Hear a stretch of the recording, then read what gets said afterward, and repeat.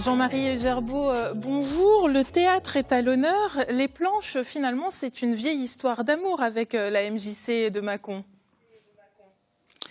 Oui, c'est une vieille histoire d'amour parce que la MJC de Mâcon, dans la MJC de Mâcon, il y a trois compagnies de théâtre amateur. La plus vieille c'est la compagnie du Pendard, c'est celle que j'ai l'honneur d'animer et de mettre en scène, qui a plus de 20 ans de bons et loyaux services sur la place de Mâcon.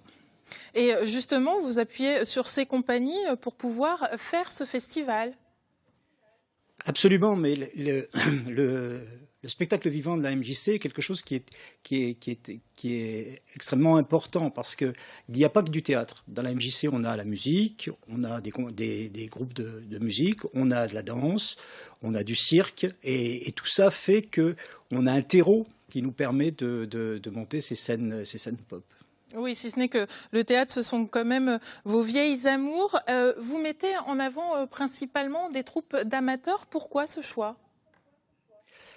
Alors ça c'est quelque chose que la MJC de l'Héritant a eu dans sa tête quand on a monté ces scènes pop. C'était de se dire, il n'existe pas de lieu particulier pour pouvoir diffuser des compagnies de théâtre amateur. Souvent, les compagnies ont un lieu, alors ça peut être un foyer, ça peut être une salle des fêtes, mais il n'y a pas de lieu spécifique où où elles peuvent se retrouver, où elles peuvent se croiser effectivement pour donner leur spectacle. Donc, compte tenu de l'essence même de la MJC, il était important de mettre en place un espèce de carrefour du spectacle vivant amateur. Et on a eu l'idée de monter ces scènes pop à partir de là. Alors, scènes pop, la vie des scènes pop, c'est 3 ans, mais avant, on a eu le gymnase qui a quelques années, avant, on a eu les scènes automnales, c'est-à-dire qu'il y a un moment donné que ça nous tournait dans la tête. Alors, quand je dis nous, c'est la MJC, quand ça nous tournait dans la tête.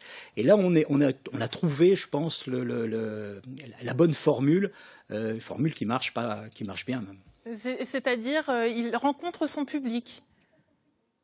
Il rencontre son public, oui. C'était le public essentiellement fondé sur les réseaux des compagnies, mais aussi sur la place mâconnaise, sur la région. Le public qui sait que quand elles vont voir des spectacles de scène pop, elle y trouvera des choses intéressantes, de l'humour,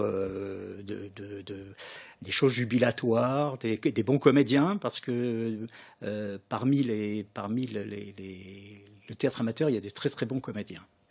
Oui, et donc il y a plusieurs spectacles qui sont sur 8 jours. Comment faites-vous pour faire vivre ce festival sur 8 jours ? Alors, comment on fait pour faire vivre un festival sur 8 jours ? On travaille, tout simplement. Alors, on travaille pour que ces compagnies, ces groupes de musique soient accueillis dans des conditions le plus professionnelles possible. Donc, il y a une équipe technique à la MJC de L'Héritant, une équipe technique compétente. On a aussi du matériel qui appartient à la MJC de L'Héritant, matériel qui est professionnel.